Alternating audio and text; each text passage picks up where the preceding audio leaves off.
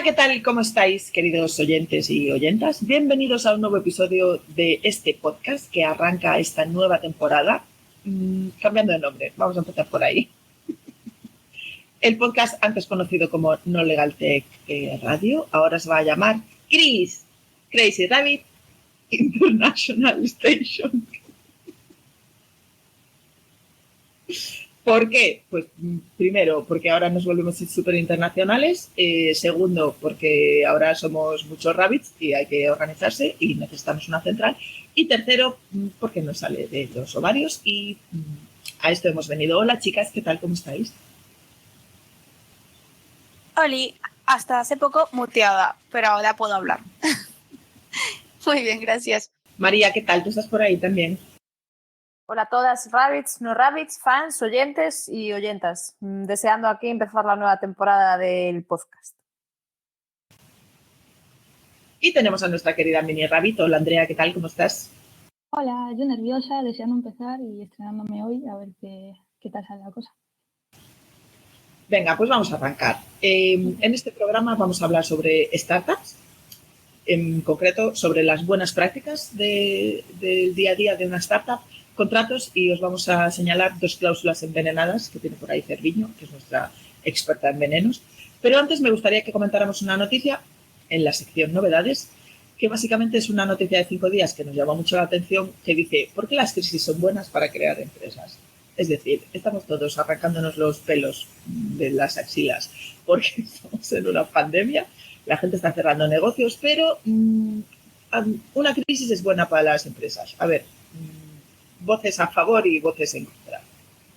Hola, me habéis salido tímidas, chicas. Mare. Eso me pasa. Bueno, pues yo estoy a favor. Principalmente pues porque no tienes nada que perder, que tienes un no, que estás totalmente en la mierda, así que pues ya no puedes perder absolutamente todo más, imposible, así que solamente te queda ganar. Y luego porque esa sensación de estar como contra las cuerdas, de que no sabes qué es lo que va a pasar y demás, es como que te empuja, ¿sabes? Entonces, a mí me hace mucha gracia porque aquí te hablan en esta noticia de los distintos empresas del siglo pasado que se habían formado y demás, que pueden ser como McDonald's, Nike, Airbus, Microsoft, todas estas cosas, las que empiezan en un garaje, las típicas.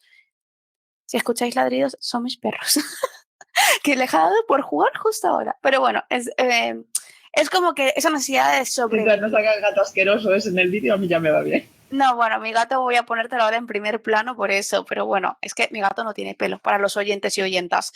Total, que es esa sensación de necesidad de sobrevivir la que puede empujarnos y demás, pero lo que siempre hemos pensado, bueno, por lo menos las que yo conozco, un segundito.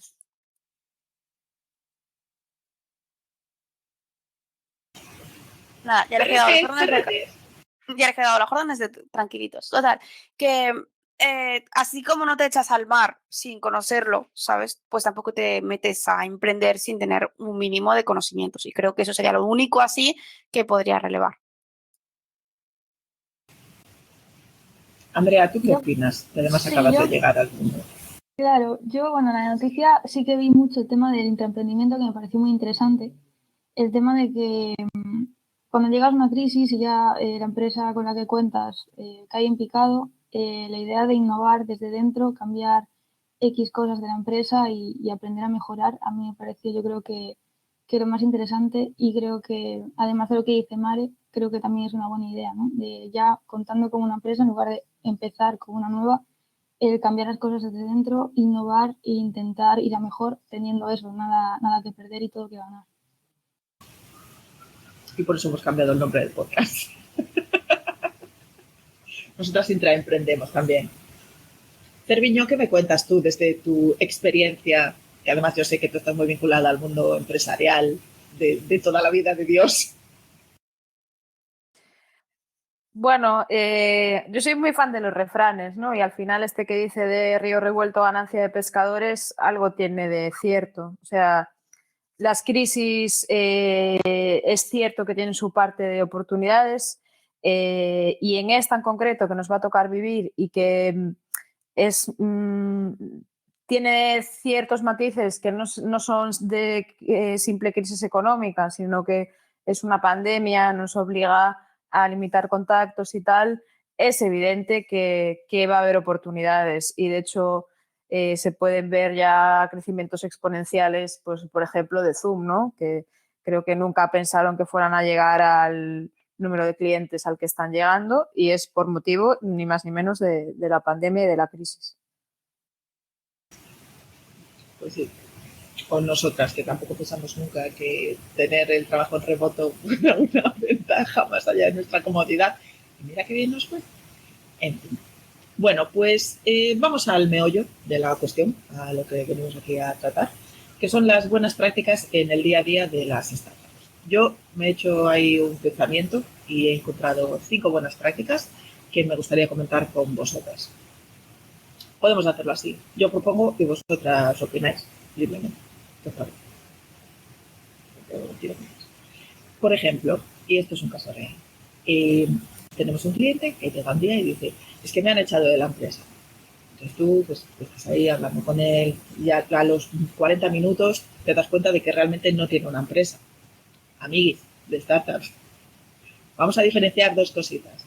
Tú tienes un proyecto cuando os juntáis varios y empezáis a dedicarle tiempo y cariño y a hacer cosas.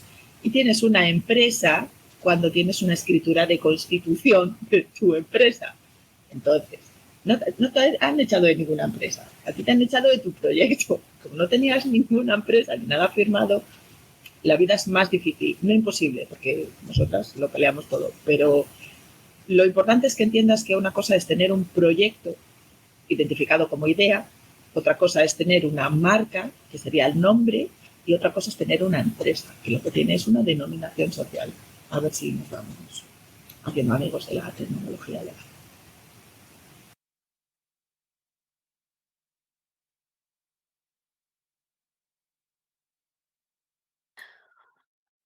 Aquí estamos todas esperando a ver quién lanza la primera piedra, pero bueno, como sé que me va a tocar el pato, porque siempre me va a tocar el pato a mí, estoy aquí de charladora, pues sí, o sea, pero eso pasa no solamente en las startups, sino también en todas los proyectos que se meta varias personas, porque una cosa que siempre me he dado cuenta es que es como vamos a crear y todo el mundo se vuelve como loco, ¿sabes? Pierde la cabeza en plan de sí, porque podríamos hacer esto y podríamos hacer aquello y aprovechamos y tal y luego vamos a conquistar el mundo y luego siguiente será la luna, no sé cuántos.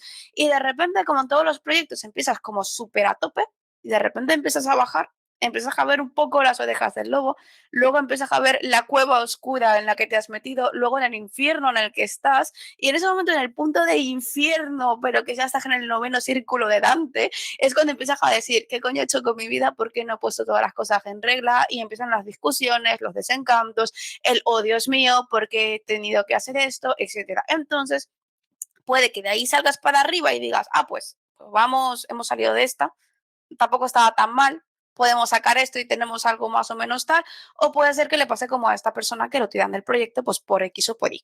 Entonces empiezan los lloros, porque no tienen nada firmado, porque no han arreglado absolutamente nada y porque la gente es así, se lanza muy fácil a la piscina, pero no ha pensado antes en eso. Por eso cuando estaba comentando lo de, bueno, sí, lánzate, adelante, ya tienes el no, perderlo todo no lo vas a perder más de lo que ya no lo tienes, pero que sí que tengas un mínimo de plan y ese plan está pues hasta la documentación necesaria para protegerte un poco el culo, digo yo.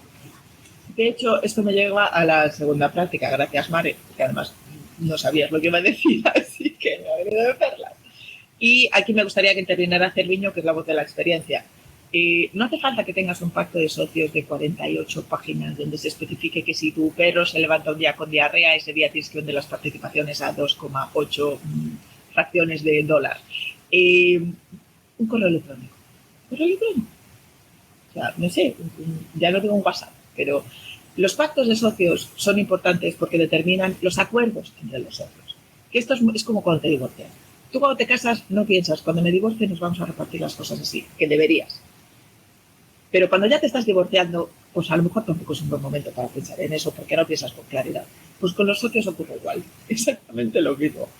Es mucho mejor que habléis de qué cosas van a pasar en cualquiera de los supuestos, cómo vendemos, cómo compramos, queremos inversores, si esto es una empresa familiar, cómo lo vamos a hacer, los primos segundos también entran, lo que sea, y que lo tengáis por escrito.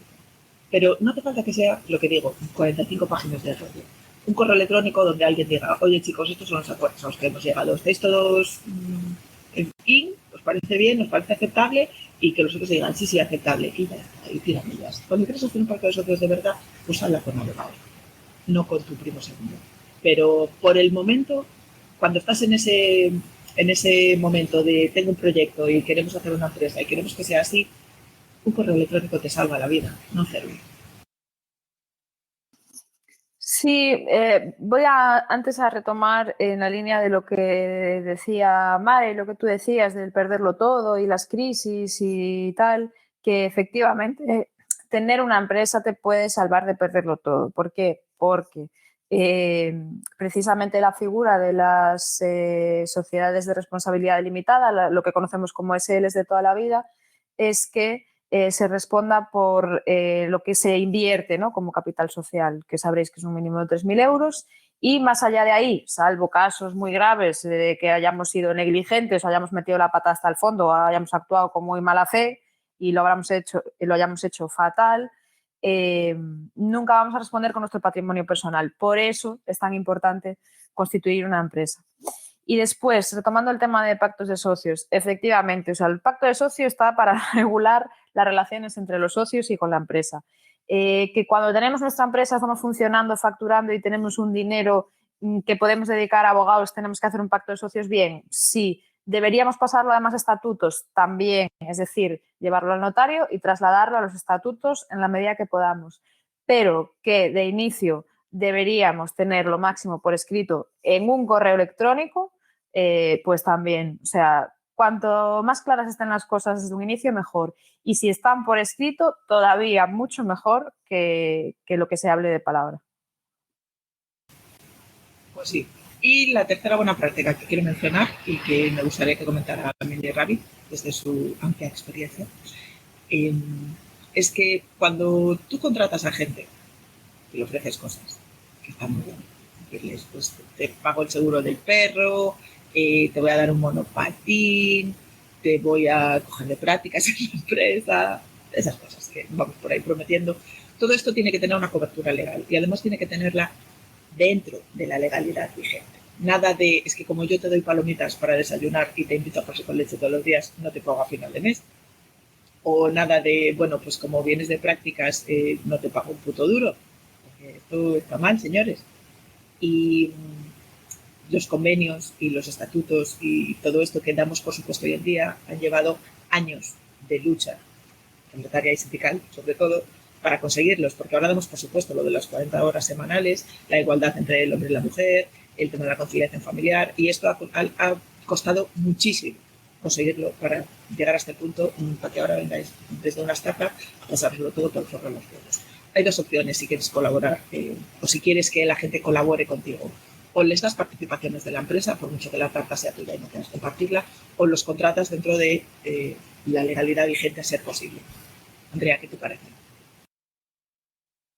Pues a mí me parece perfecto lo que dices y de hecho eso, en base a mi experiencia, también por la edad que tengo y ahora que estoy empezando a dedicarme, bueno, a mí lo que me gusta en concreto, que tengo esa suerte, realmente me veo eso muy, muy joven, sin tener experiencia y sí que es verdad que solemos empezar ya con la idea de, bueno, me gustaría esto, pero me dan esto y como no tengo otra cosa me quedo con ello. Si no cobro, pues es lo que hay, porque al final pues el que me contrata es el que tiene el poder, el mando, digamos, ¿no? Entonces sí que me parece importante y sí que estoy aprendiendo mogollón en esta empresa también eso, ¿no? Hacerte valer como trabajador, como sobre todo estudiante en prácticas en mi caso. Y sí que me parece importante y sí que creo que hay que empezar a darle la importancia que merece la ley y la legalidad y quizás también los derechos del trabajador. Pero creo que es una lucha que va para largo y bueno, al final tiene que ser el propio trabajador el que se dé cuenta e intente cambiar las cosas desde dentro. Como siempre, desde la antigüedad. Después, la gestión de activos de las startups. Primero, tu idea no hace tu proyecto ni define nada. Puedes tener una idea fantástica y que después se vaya todo a tomar por culo. O puedes tener una idea de mierda, como hacer una consultora legal para empresas tecnológicas y que vaya todo súper bien porque tienes un equipo genial. Entonces, protege tus ideas, sí, pero dentro de un límite. No hace falta que el pacto de exclusividad y de súper secreto, súper confidencialidad te lo firme todo el mundo. Protege tus activos. Si tienes un software, la mayor parte de las startups tienen software, bueno, menos las de Legaltech en España, que tienen mucho legal y menos tech, protégelo también. Tampoco tiene que estar en una caja fuerte, puede ser una licencia de software libre. No pasa nada, puedes compartir lo que hayas hecho con los demás, pero protégelo. Y sobre todo, si tienes una marca, si tienes una imagen, si tienes dibujitos, como tenemos nosotras gracias a Mare, protégelo, porque para eso está la propiedad intelectual. Si tú pones en internet propiedad intelectual protección, te van a salir un montón de cosas. No hace falta que te las leas todas, pero por lo menos lo más importante sí que deberías darle ese valor, ¿no? Y por alusiones a propiedad intelectual, pues seguro que Mare quiere intervenir en esto. Sí, bueno, por alusiones. ¿Ves por qué siempre digo que me toca el pato? Nada, sí, a ver, aquí vamos a tener... Hola a todos. Como esto es un video podcast, seguramente podréis ver a los visitantes que tiene Bárbara, entonces aprovechamos eso. Pero sí, en efecto, o sea, es súper importante al final proteger la parte de la imagen y todos los activos que tengan, pero no solamente respecto a las imágenes y demás, sino que también puede ser una cosa tan sencilla como tener el nombre de dominio de tu web apartada, ¿sabes? Reservada, que has pagado el dominio por ello. Uno de mis ejemplos favoritos es el de una pizzería que había en Estados Unidos que no hacía repartos a domicilio. Pero llegó alguien y decidió pues coger el dominio, hacerle una web súper sencilla, poner la carta de la pizzería, ofrecer las pizzas y contratar a gente para que fuese a, pues eso, a buscar las pizzas que pedían por teléfono de las órdenes que habían pedido antes. Entonces, la idea al final era con todo esto conseguir que la pizzería les pagase como un tipo de rescate por el dominio, porque claro, ellos tenían pues casi todo el flujo de clientes que le estaban llegando últimamente a domicilio a través de la web porque lo habían trabajado en ello. Y al final, ¿qué hizo la pizzería? Pues empezó a dar menos calidad de pizzas, la gente empezó a pedir menos por domicilio porque cuando lo pedían a domicilio eran peor la calidad. Si ibas al local y comías allí, pues era muchísimo mejor y decían, ¡buah, está buenísima! Entonces, esa fue la única forma que tuvieron más o menos de salvar lo que sería su empresa. Entonces, puede ser una cosa súper tonta, súper pequeña, pero tú no sabes cuándo puede venir un malo a hacerse con tus bienes, o sea, con tu nombre, con tu marca, con tu imagen, con lo que sea. Es más, hay cosas que son tan sencillas en el Google My Business que porque soy buena persona, por ejemplo, pero le ayudé a un amigo para digamos, eh, realizar cómo sería el Google My Business, ponérselo a punto, ponerle las fotos, etcétera. Pero ¿qué pasa? Que me quedé yo como propietaria del local. Entonces, claro, ahí había un problema, que yo era la propietaria y él no podía gestionar nada. Entonces tuvimos que hacer el traslado, etcétera. Y fue tan fácil como ponerle un botón a Google diciéndole que era la propietaria de esa empresa. Y ya, y no me hicieron mucho más. O sea, y como más o menos conocía, pues no hubo mucha dificultad. Así que imaginaos Yo lo pediría fácil. un rescate. Claro, es que cualquier otra persona habría pedido un rescate, pero yo soy un poco gilipollas. Pero bueno, en fin, eso es otra historia. Sí, pero por ejemplo, me estoy acordando también de un proyecto, no fue cliente nuestro, pero me lo comentó un compañero de Madrid hace 2 años o así, que se había parado una inversión de casi 1 millón de euros en esa startup porque no tenían la cesión firmada de la propiedad intelectual de su marca. Y al final su marca era el 40% del valor como empresa. Y que estaban buscando al diseñador que lo había hecho, porque además había sido como de favor, no había una factura, no había... No sé No qué, había nada. y se estaban cagando todo. Claro, es que esa es otra de las cosas que te pueden pasar muchísimo en una empresa, que tienes una marca, no te das cuenta que el trabajo que has hecho de marca termina valiendo mucho más que lo que tienes la empresa de por sí, porque a lo mejor tu marca vale miles de millones y tus ordenadores y todos los bienes tangibles, pues no tanto. Entonces, cuando vas a hacer una venta de esa empresa o vas a hacer una sesión o lo que sea, vale mucho más el trabajo y la imagen que se ha construido de la marca, la opinión que tienen los clientes de ella, que la propia marca. Entonces, ¿cuál es el problema? Que a lo mejor yo la tengo, pero viene alguien y te dice, no, es que mira, yo te la di no para que estuvieses creándole una marca, te dice a lo mejor una comisión para que lo tuvieses en tu casa colgado. Es que aquí yo no te he dado permiso para hacer ese tipo de cosas. Entonces, la propiedad intelectual es un elemento que es muy delicado porque si te sale bien puede ser un pelotazo, miremos a Mickey Mouse, y si te sale mal, pues te puede venir ese tipo de sorpresas que si acaba la financiación y te vas un poco a tomar por saco. Pues sí. Y, por supuesto, la última buena práctica que cualquier startupero o startupera debería tener en cuenta es el tema de los contratos o los textos legales. Y le cedo aquí la palabra a mi querida Cerviño, que creo que además esta semana se está encargando en todo con unas cositas que tiene por ahí encima de la mesa. Bueno, pues nada nuevo, ¿no? Bajo el sol. Es decir, las cosas mejor por escrito. Y mejor por escrito en un buen contrato. Y si tenéis web, necesariamente con textos legales, ¿vale? Porque, vale, hay tantísimas leyes que nadie se sabe todas las obligaciones que nos imponen. Y cuando uno emprende es imposible saber por uno mismo o por más que se ponga a leer BOEs con qué obligaciones tiene que cumplir. Entonces, si tenemos web, va a tener que haber unos textos legales, unos términos y condiciones que digan cómo funciona la página, qué es lo que hacemos, qué responsabilidades asumimos, donde también está regulada la propiedad intelectual de lo que aparezca en la web, una política de privacidad y unas cookies. Y para todo lo demás, contratos. Hay un montón de modelos de contratos en Google, hay plataformas de automatización de contratos. Ahí ya cada cual que se ajuste a presupuesto y miedos que tenga, porque, bueno, si tenéis poco miedo usaréis un modelo automatizado, pero luego pues vendrán los problemas. Entonces, hay que dejar las bases bien puestas, digamos, los cimientos bien asentados y todo lo que pueda quedar bien regulado por escrito, mejor que mejor. Y aquí me gustaría hacer un inciso para Mini Rabbit, que creo que ya he descubierto hace poco en una página web de alguien, de un amigo que tiene cositas, ¿no? Que, a ver, Mini Rabbit, cuéntanos la experiencia. Sobre todo, quiero que reproduzcas los sentimientos de esa persona cuando le dijiste lo que le dijiste.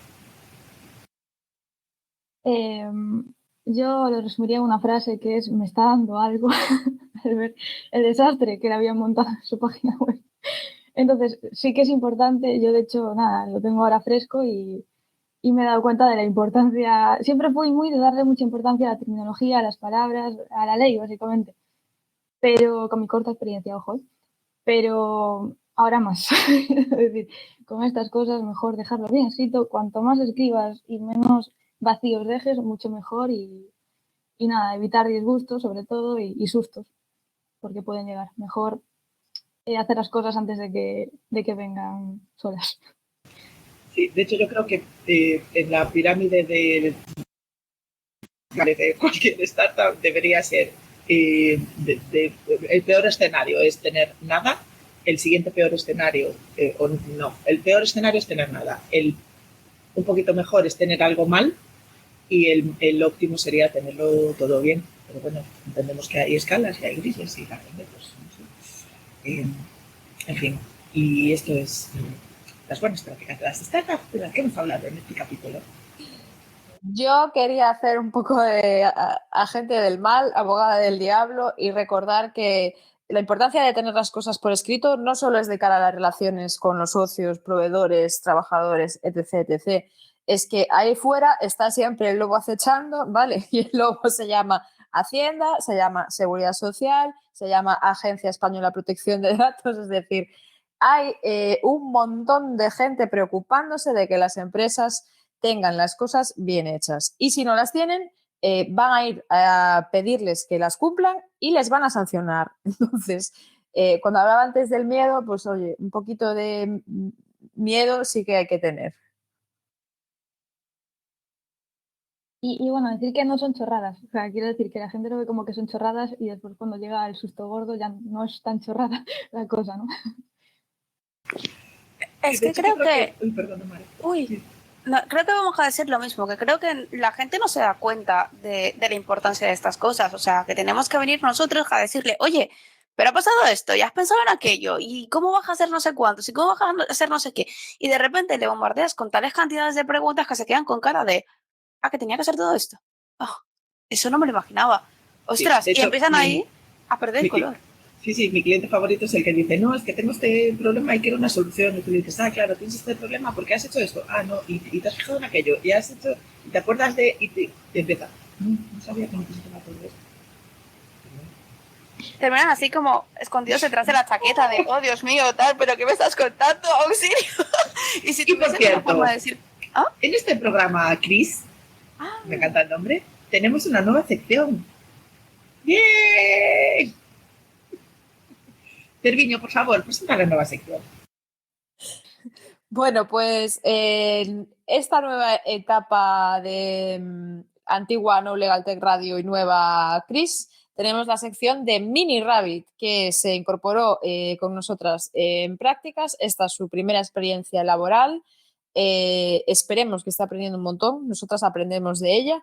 Y a ver qué nos cuenta Mini Rabbit. A ver, ¿qué os cuento? Sí. Bueno, yo quería hablar de las startups, que realmente poco había estudiado acerca de ellas, por no decir nada, la verdad. En la carrera no me las ha mencionado para nada, en ningún momento. Pero nada, me puse a estudiar sobre ellas y bueno, con las startups, aquellas empresas emergentes de base tecnológica, aquellos negocios con ideas innovadoras que sobresalen en el mercado apoyadas por las nuevas tecnologías. Y me puse a investigar acerca de ellas y sobre todo de cómo distan un poco de las formas societarias habituales, sin mucha diferencia, si no, si siempre da un derecho societario. Y pensaba que distarían bastante, pero realmente no, quitando figuras como sociedad anónima, que está ya más destinada para grandes empresas, con un capital social inicial de al menos 60.000 euros. El resto tenemos formas de constitución posibles como empresario individual, como autónomo, sociedades limitadas que pueden ser unipersonales en caso de que sea un socio único, sociedades cooperativas y sociedades civiles, también comunidad de bienes. Entonces, por tanto, la conclusión que saqué de esto es que al final, pese a que sean unas empresas completamente innovadoras, nuevas, con un rápido crecimiento, tampoco se diferencian mucho de las empresas habituales en el sentido de formas de constitución. Por tanto, eso es un consuelo, yo creo que para el empresario que quiere emprender, porque ya más o menos tiene medio trabajo hecho en caso de que haya tenido otro tipo de experiencias o haya conocido a alguien que haya tenido otro tipo de experiencias. Entonces, en ese sentido lo va a tener fácil. Lo difícil, viendo las diferencias entre las pymes y las startups, que fue lo que cogí, que yo creo que es lo que más asemeja a ellas, ver que realmente las pymes están más a nivel local, las startups son más a nivel internacional, son más tecnológicas, por supuesto, muchísimo más innovadoras, y yo creo que la principal diferencia radica un poco en el hecho de que las startups necesitan muchísima más inversión externa, mientras que las pymes pues tienen un crecimiento más lineal, aportas tú el capital con el que cuentes y vas creciendo poco a poco con tus errores, con tus aciertos, pero con seguridad. Sin embargo, las startups tienen un montón de riesgo más a mayores y asusta un poco ese crecimiento exponencial, ¿no? De meter solo todo el capital y ese riesgo de que probablemente muchas no vayan a funcionar.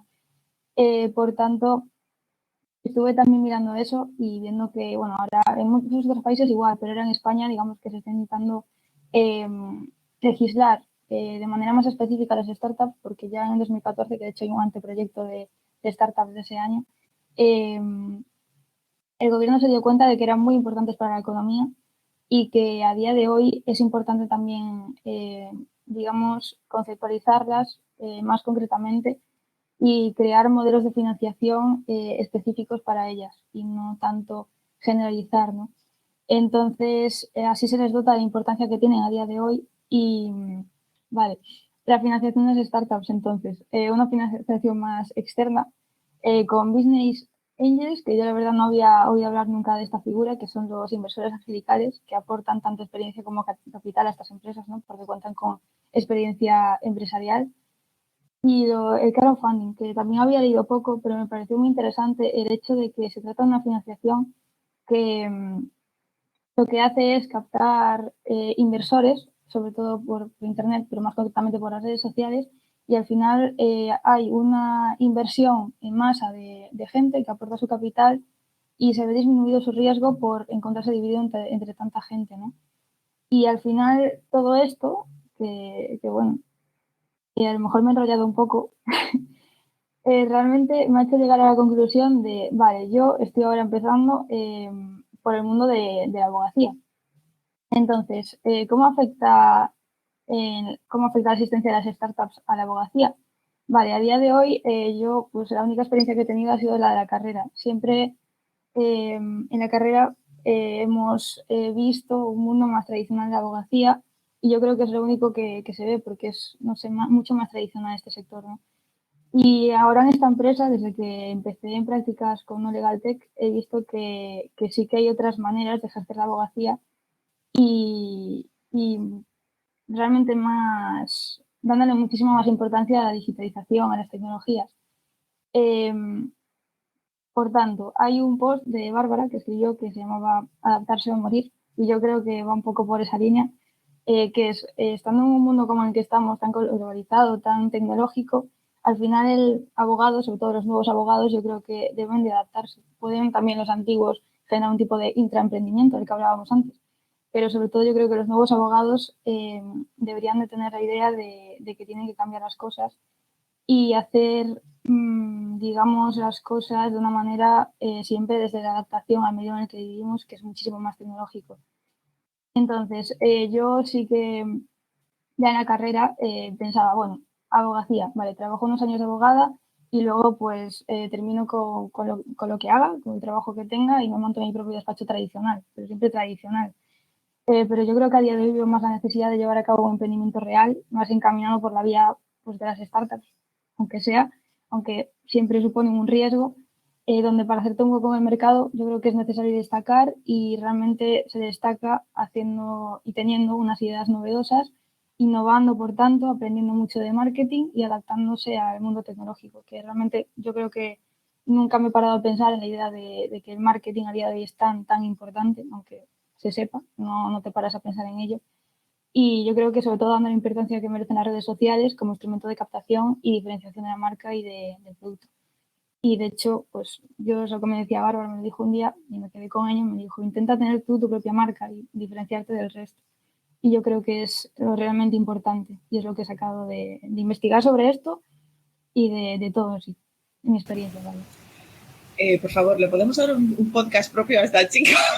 Bien, Andrea. Estoy encantadísima y enamoradísima porque... Yo haga ya el podcast, tío. ¿Qué pasa? Sí. O sea, lo mejor es que, bueno, vosotros no lo sabéis, pero Andrea estaba todo nerviosa en plan de ¿para qué voy a tener yo mi sección? Tal, pues para esto, es que es maravilloso, o sea, escucharla y demás. Y sobre todo, esa visión fresca de decir, oye, mira, que es que hay un mundo más allá de la abogacía tradicional, ahora me he dado cuenta de esto, me he quedado con aquello de Bárbara, tal. O sea, las personas que nos estén escuchando, por favor, escuchad la parte, sobre todo de Mini Rabbit, porque creo que a nosotras, porque somos unas rolleras y nos encanta aquí hablar de todo, pero la que puede dar también muchas cosas muy interesantes para reflexionar y pensar es Mini Rabbit. Así que yo creo que ha sido un acierto, ¿no? Darle su propia sección, que estaba un poco acojonada la pobre, pero muy bien. Sí. Estaba muy asustada, sí. Yo tengo dos comentarios que hacer sobre tus reflexiones. Bueno, por lo que ha ocurrido durante, ¿no? Primero, Marelisa, el gato ese sin pelo, por favor, quítamelo porque me da mucho asco. Pero si no está, ¿qué gato estás hablando? Pobrecito. Pero, Andrea, tú que acabas de llegar, que estás descubriendo el mundo de las startups y de los abogados innovadores, ¿no? y demás, ¿tú te plantearías montar una startup en el futuro, cuando nos hagas la competencia, por ejemplo? Buena pregunta. Yo es que sí que quizás me asusto mucho con el riesgo, ¿no? Entonces sí que veo que hay un riesgo enorme en el tema de montarte tu propia startup, pero también soy muy echada para adelante y es eso de si funciona va a ir muy, muy bien. Por tanto, si cuentas con los medios para hacerlo, ¿por qué no? Si fracasa, pues aprendes y al final yo creo que es un aprendizaje de fracaso. Así que yo quizás, a lo mejor luego me arrepiento de decir esto, pero yo quizás sí que me lanzaría a crear una startup porque al final los beneficios que puedes tener van a ser muchísimo mayores que el miedo al riesgo. Mini Rabbit, muchas gracias por tu aportación y ahora le doy paso a Celiño en su nueva sección también de experta en venenos y cláusulas envenenadas. Bueno, no estoy segura de que vaya a ser una sección permanente, la de venenos, aunque me doy cuenta de que hablé de miedo, del lobo y ahora me toca de venenos, o sea, todo maravilloso. Queríamos hablar, ya que estamos hablando de startups, de las cláusulas envenenadas, ¿vale? Las cláusulas envenenadas están en los pactos de socios normalmente, en los que se hacen cuando llegan inversores que imponen sus condiciones y pues se les llama envenenadas porque son un peligro para el emprendedor, ¿no? Que suelen aparentar una condición ventajosa, pero tienen una trampita que luego las convierte en súper peligrosas. Y los dos ejemplos que vamos a poner de cláusulas envenenadas son los más típicos, conocidos y reconocibles, ¿vale? El primero es el de las condiciones de venta en caso de éxito, ¿vale? Porque los inversores suelen exigir para que se venda la empresa una vez ellos están dentro un retorno con X múltiplos en función del TIR o una valoración post-money con unos números ya prefijados, ¿no? ¿Qué pasa si necesitamos vender porque las condiciones de mercado han cambiado y no alcanzamos esa cifra o ese criterio que tenemos en nuestro pacto de socios? Bueno, pues en esta cláusula se puede hacer siempre una salvedad, ¿vale? Que es decir, vale, vamos a vender con estas condiciones, salvo que existan cambios en el mercado, se den determinadas situaciones o siempre y cuando un porcentaje de los socios mínimo, que tenemos que dejar prefijado, esté de acuerdo en la venta. Y de esa manera, si la mayoría quiere vender, aunque no se cumplan los criterios que haya impuesto el inversor, se va a poder vender, ¿vale?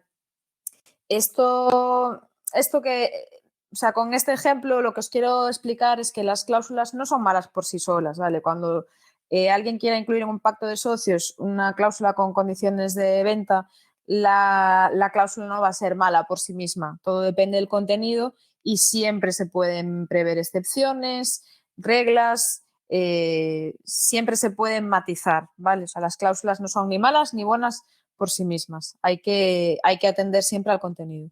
Y un segundo ejemplo de cláusula mala malísima, y aquí sí que seguro que habéis oído hablar de ella porque en torno a esta cláusula hay muchísimo debate, es la de liquidación preferente, ¿no? Es la cláusula que suelen incluir los inversores en el pacto de socios para, en caso de éxito, cobrar con carácter preferente, ¿vale? Es más, a veces lo que hacen los inversores es decir, si hay un éxito, yo me voy a cobrar esta cantidad o este múltiplo de X cantidad y además de todo lo restante voy a cobrarme la parte que me pertenezca en función de mi participación, ¿no? Volvemos a lo de antes, esta cláusula no tiene que ser mala por sí misma. Hay un montón de mecanismos para matizarla, para amortiguarla y un ejemplo buenísimo de esto es lo que hace Cafam, ¿no? Cuando invierte, que en su cláusula de liquidación preferente lo que se asegura es de que haya un derecho de los fundadores a, en caso de éxito, cobrar un dinero mínimo que les permita seguir con sus proyectos, volver a emprender o retomar su actividad. Entonces, ejemplos de cláusulas envenenadas, estas dos, la de condiciones de venta y liquidación preferente, pero principal, no hay cláusulas envenenadas por sí mismas, no vienen preredactadas, hay que negociarlas y prever todo tipo de matices y excepciones y van a dejar de ser blancas o negras y se convertirán en un gris. La verdad es que Cafam para mí es un ejemplo de fondo de inversión que hace bien las cosas, ¿no? Creo que si otros fondos de inversión copiaran sus buenas prácticas, mejor no sería todos en el panorama emprendedor. Pero bueno, muchas gracias, Cervi. Yo me quedo con que no hay cláusulas envenenadas por sí mismas, sino que es una especie de reacción química que hace con el resto del contrato y con el resto de la situación.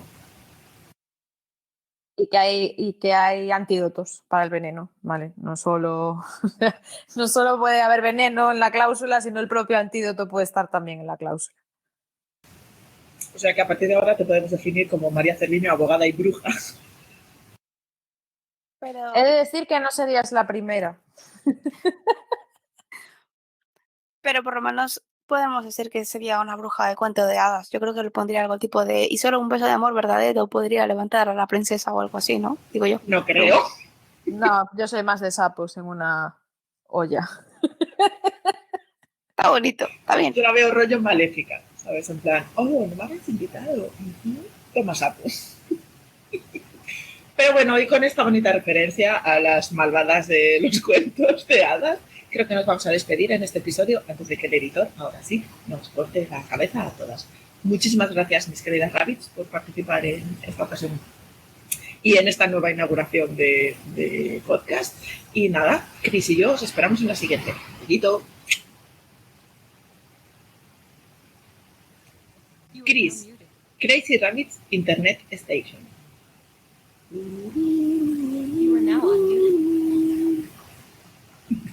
Eso va para blooper seguro. Bárbara ahí cantando la de Expediente X.